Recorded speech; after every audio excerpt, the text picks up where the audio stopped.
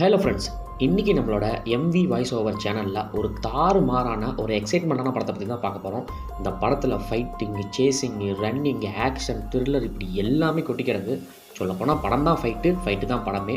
So வாங்க இப்போ நம்ம இந்த படத்துக்குள்ளே போயிடலாம். படத்தோட ஸ்டார்டிங் சீன்லேயே ஹீரோவை ஜெயிலில் தாங்க காட்டுறாங்க. ஹீரோவுக்கு ஆப்போசிட்டில் வந்து பார்த்திங்கன்னா நல்லா ஒரு கோட் ஷூட் போட்டு ஒரு ஜேம்ஸ் பாண்ட் மாதிரி இவர் இருப்பார்.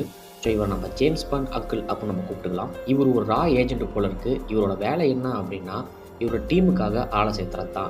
ஸோ இவர் எப்படிப்பட்ட ஆளுங்களை சேர்த்துவார் அப்படின்னா சூழ்நிலை கைதிகள் அப்போ நம்ம சொல்லுவோம் பார்த்தீங்களா, அவர் ஒரு தப்பு பண்ணியிருப்பார். பட் அது தப்பு இருந்தாலும் இந்த சுச்சுவேஷனில் நானாக இருந்தாலும் அதே தான் பண்ணியிருப்பேன். ஸோ அந்த மாதிரி கேட்டகரியில் கொலை பண்ணவங்கள மட்டும்தான் இவர் தன்னோட டீமில் சேர்த்துக்குவார்.